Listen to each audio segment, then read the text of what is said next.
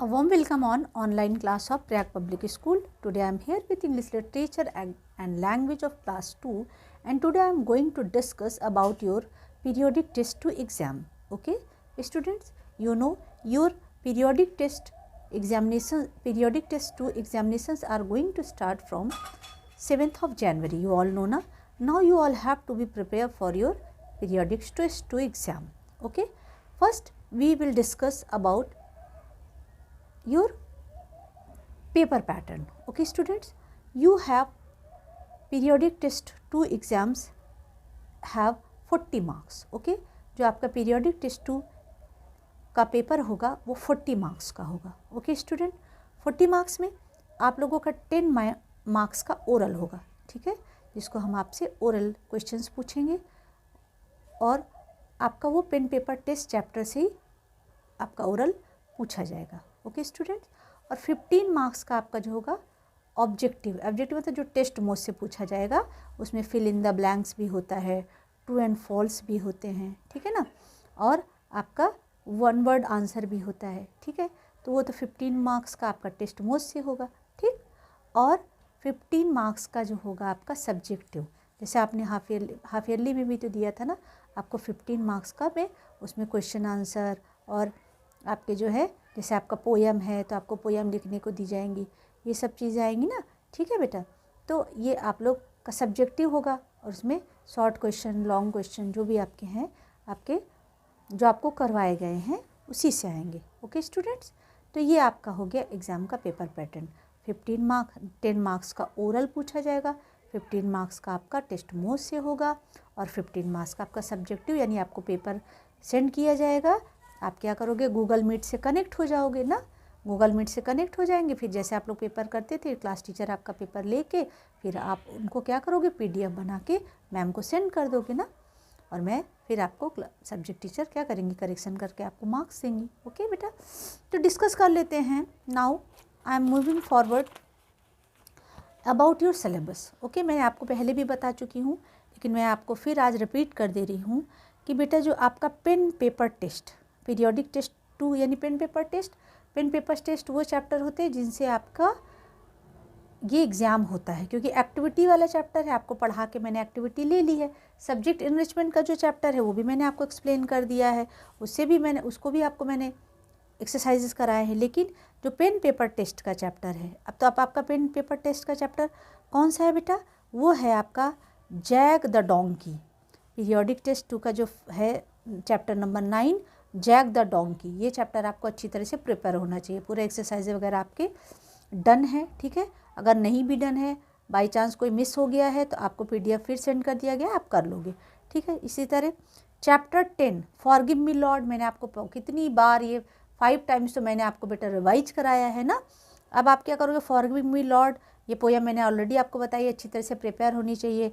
और इसमें जो एक्सरसाइजेज हैं वो भी आपके डन हैं, उनको भी आप प्रिपेयर कर लीजिएगा. ओके, और ये अच्छी तरह से ये पोयम आपको लिखनी आनी चाहिए, आपको ओरल भी आना चाहिए और आपको ये पोयम लिखनी भी आनी चाहिए. ये आपके एग्जाम्स में पूछी जा सकती है. ठीक है ना बेटा, ये आपका क्या हो गया, चैप्टर 9 और चैप्टर 10 आपको अच्छी तरह से प्रिपेयर करना है. Okay done. Now English language में क्या क्या चैप्टर देखिए है. ठीक है, अब आपका पीरियोडिक टेस्ट 2 में जो पेन पेपर टेस्ट जिससे पेपर बनता है ना, हम लोग जिससे पेपर बनाते हैं उसमें. अब आपका इंग्लिश लैंग्वेज लिटरेचर एक ही साथ होगा. ठीक है ना बेटा, अलग अलग नहीं होगा, एक ही साथ होगा. जैसे आपने हाफ ईयरली किया था वैसे ही जस्ट आपको फॉलो करना है. अब आपका पीरियोडिक टेस्ट 2 का चैप्टर क्या है बेटा, आपको मैं बोल दे रही हूँ. पेन पेपर टेस्ट में सबसे पहले चैप्टर नंबर 13 क्या है, आर्टिकल्स. क्या है बेटा, चैप्टर नंबर 13 आर्टिकल्स हैं. ठीक है, तो आर्टिकल्स ए एंड द जो है आर्टिकल्स हैं. और चैप्टर नंबर 14 क्या है, preposition, in, on, under, with, of का यूज़. मैंने आपको इसको भी बहुत बार, many times I have revised it. Okay, chapter number 14 periodic test 2 का पेपर. और एडजेक्टिव, और क्या है, एडजेक्टिव डिस्क्राइबिंग वर्ड्स. जस्ट मैंने लास्ट सेशन में भी आपको, लास्ट क्लास में ये भी डिस्कस किया था, उससे रिलेटेड आपको एक्सरसाइज भी, तो आपको अच्छी तरह से मुझे पता है प्रिपेयर है. क्योंकि when I send you worksheet, you all will do it properly. तो इस मुझे पता है कि आप लोग के इंग्लिश लैंग्वेज में अच्छे मार्क्स आएंगे, ठीक है। तो आपको कौन कौन से चैप्टर हो गए, chapter number 13, chapter number 14, chapter number 17, इसको बहुत अच्छी तरह से आप लोग को प्रिपेयर कर लेना है, ओके स्टूडेंट्स। और नेक्स्ट आप लोगों को थोड़ा बहुत जैसे नाउन की डिफिनेशन, प्रोनाउन की डिफिनेशन, ये चीज़ें भी आपको आनी चाहिए, क्योंकि ये बेसिक चीज़ें हैं, ठीक है ना बेटा। ग्रामर में और मैथ्स में तो ये बेसिक होता है, वो बेसिक आपको ऑलरेडी आना चाहिए। क्योंकि अगर आपको बेसिक नहीं आएगा, क्योंकि नाउन तो हर जगह है, क्योंकि आपको जो भी कोई एक्सप्लेन करते हैं तो बोलते हैं ना कि नाउन तो हर जगह आता है, नाउन और प्रोनाउन, ओके बेटा। ये आपका हो गया। अब आपका चलिए मैं बता देती हूँ। हाँ, आर्टिकल ए एंड दा का यूज़ मैंने आपको बताया। आ का यूज़ क्या होता है, जो वर्ड्स कॉन्सोनेंट से स्टार्ट होते हैं, जैसे जो बी से स्टार्ट हो रहे हैं, सी से स्टार्ट हो रहे हैं, डी से स्टार्ट हो रहे हैं, ए E I O you vowel होते हैं। जो वर्ड्स वॉवेल से स्टार्ट होते हैं उनके पहले हम एन लगते हैं। ए का मतलब भी एक, एन का मतलब भी एक होता है, ठीक है। आ और एन, आ एन दोनों का मीन्स एक होता है, लेकिन उनका यूज़ अलग अलग होता है। एन का यूज़, जैसे अब हमें लिखना है ईगल, तो ई ए जी एल ई, तो ईगल ई से स्टार्ट होता है, तो आ ईगल हम नहीं लिखेंगे, रॉन्ग, एन ईगल लिखेंगे, एन एग लिखेंगे, एन एलिफेंट लिखेंगे, ठीक है। इसी तरह एन इंक पॉट लिखेंगे, एन आउल लिखेंगे, ठीक है, एन अम्ब्रेला लिखेंगे, ओके। अब आ बाकी जो बच रहे हैं consonant letter A E I O U के अलावा जितने भी हमारे 21 जो रेस्ट अल्फ़ाबेट्स हैं उनको हम क्या बोलते हैं, कॉन्सोनेंट बोलते हैं। तो जो हम कॉन्सोनेंट से स्टार्ट होता है उनको हम क्या करते हैं, वो उनके पहले हम आ का यूज़ करते हैं। और द पर्टिकुलर जो जैसे कोई चीज़ द मतलब द जो जैसे जिसको हम पहले से जानते हैं, ठीक है, उसके लिए हम द यूज़ कर सकते हैं। या कोई स्पेशल ख़ास चीज़ है द, जिससे पूरी होल क्लास डिफाइन कर, जैसे हम द काऊ कहेंगे तो द काऊ का मतलब सारी गाय आ गई, मतलब हम सारी, जैसे तो the cow is a pet, the cow is a pet animal, हमने कहा ना, तो पूरी गाय की बात हो रही है। एक गाय पेट एनिमल नहीं होती, सारी गाय पेट एनिमल होती है, डोमेस्टिक एनिमल में आता है ना, the cow is a domestic animal, ठीक है। इसी तरह the dog is a pet animal, the cat is a pet animal. इससे ऐसे ये तो इससे पूरा होल क्लास कर रहे हैं, ठीक है। अब जैसे मैंने कहा द रामायण, क्यों, रामायण एक स्पेशल चीज़ है, ठीक है। रामायण का मतलब ये नहीं कि बहुत सारी रामायण बुक लिखी गई है, ये ख़ास चीज़ है। तो the Ramayana, the Gita, the Bible, है ना, दी ऐसे चीज़ों के पहले लगाते हैं द। या हम जिनको पहले से जानते हैं, जैसे हम बोलते हैं द प्रिंसिपल, अब हम प्रिंसिपल को पहले से जानते हैं ना, तो द बॉय, जिस लड़के को हम पहले से जानते हैं तो हम कह सकते हैं उसको द बॉय, ठीक है।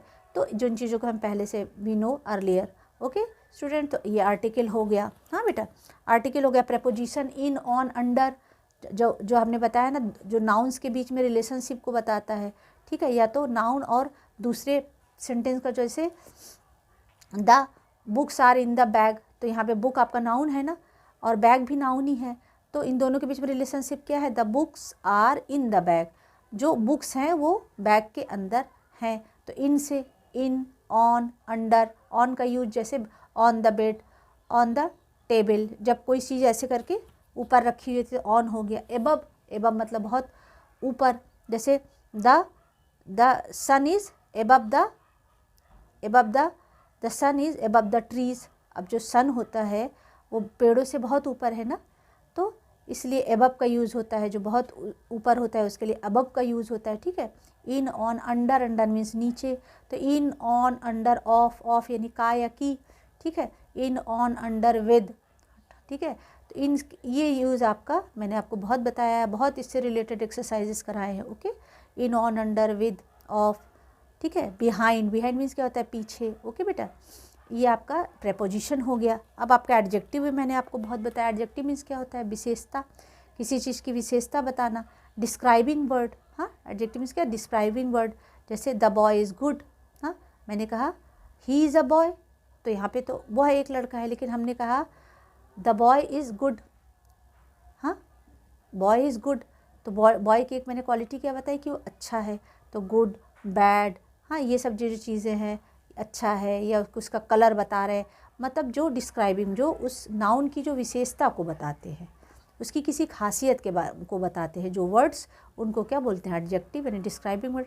Describe the words which describe something, ठीक है ना, the words which describes, the word which describes something, वह शब्द जो कुछ किसी चीज़ की विशेषता को बता रहा है, किसी चीज़ का वर्णन कर रहा है, उसकी नाउन का, उसको क्या बोलते हैं, डिस्क्राइबिंग वर्ड या एडजेक्टिव्स बोलते हैं। ओके, तो अब मैं आपको देखिए एडजेक्टिव से रिलेटेड ही वर्कशीट आपको होमवर्क के लिए दूंगी।